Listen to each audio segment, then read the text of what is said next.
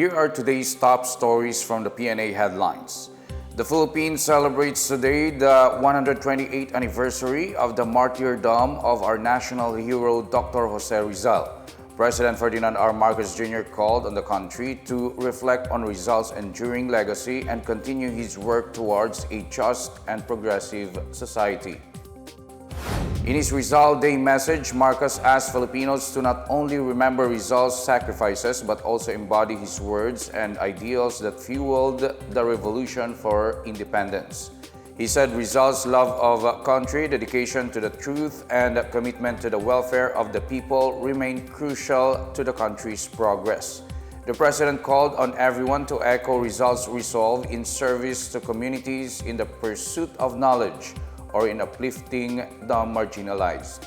He also urged Filipinos to be catalysts of change and hold on to the belief that everyone can contribute to the Philippines. Marcos, along with the First Family, led a wreath-laying ceremony at the Rizal National Monument in Manila on Monday morning. Similar flag-raising and wreath-laying rites were conducted across the Philippines, along with activities celebrating Rizal's life lined up by the National Historical Commission of the Philippines. In a separate statement, Vice President Sara Duterte called on Filipinos to remember Rizal's courage amid oppression. Meanwhile, the Department of National Defense urged everyone to love the country and defend its sovereignty by following Rizal's example. President Ferdinand R. Marcos Jr. signed today the 2025 General Appropriations Act, the national budget for next year, in a ceremony in Malacanang. In his speech, Marcos said the 2025 national budget was designed to sustain economic growth and improve the lives of future generations. Among the administration's targets are achieving single-digit poverty levels and attaining upper middle income status. The President emphasized the need to curate and scrutinize the budget to ensure that each centavo is spent on programs that benefit the people. He revealed that he vetoed over 194 billion pesos worth of line items that are inconsistent with his administration's priorities. These include certain projects under the Department of Public Works and Highways and an increase in unprogrammed appropriations by 300%. Meanwhile, the President said that the Ayuda sa Kapos ng Kita program or AKAP should be subjected to a convergence process involving the Department of Social Welfare and Development, Department of Labor and Employment, and National Economic and Development Authority. This would ensure that the program would benefit qualified beneficiaries and prevent misuse and duplication.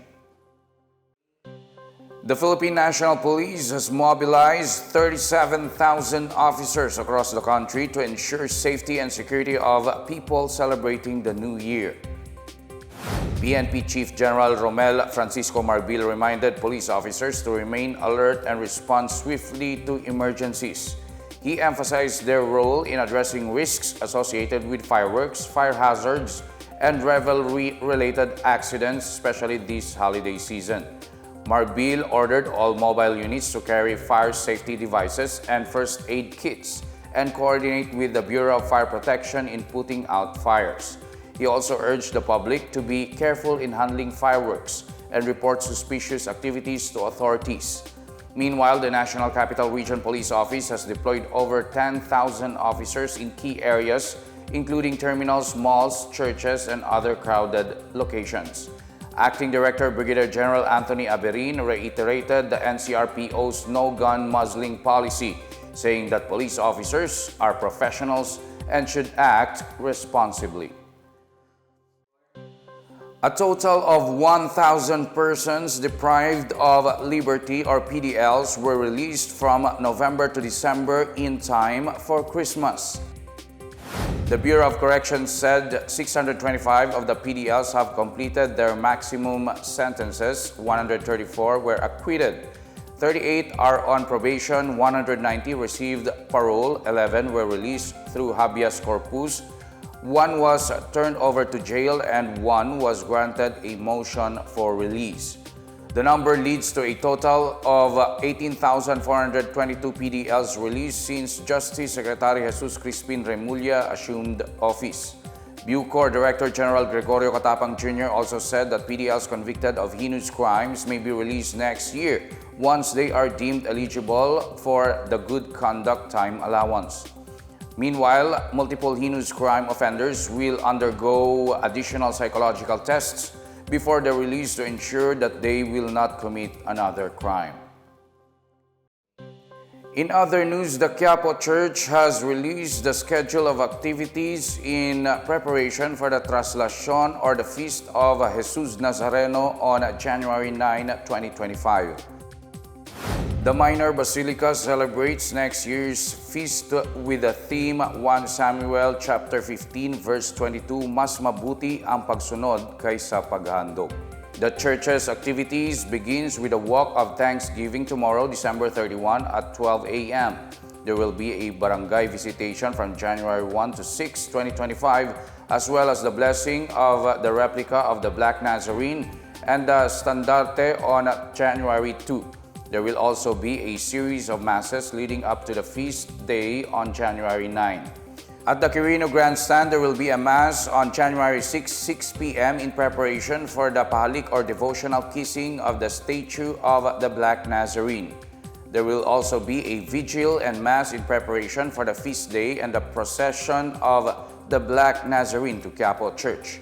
Earlier, Traslacion Technical Advisor Alex Irasgas said there will be no changes in the route of the annual procession this year. Meanwhile, the Commission on Elections reminded the candidates of the 2025 national and local elections to refrain from campaigning and advertising themselves during the Feast of the Black Nazarene. COMELEC Chair George Garcia urged Paul Betts to let the devotees commemorate in prayers and devotion. And that's the latest and the biggest stories on the Pna Headlines. For more news updates, visit our website pna.gov.ph or our Facebook and X account, Philippine News Agency. The Pna Headlines is also streamed via the Servicio Facebook page. You may also watch the Pna Headlines through the Philippine News Agency's YouTube account and via the News and Information Bureau website under PNA News. I'm Wilnard Barcelona. This is the Pna Headlines, bringing stories that unite the nation.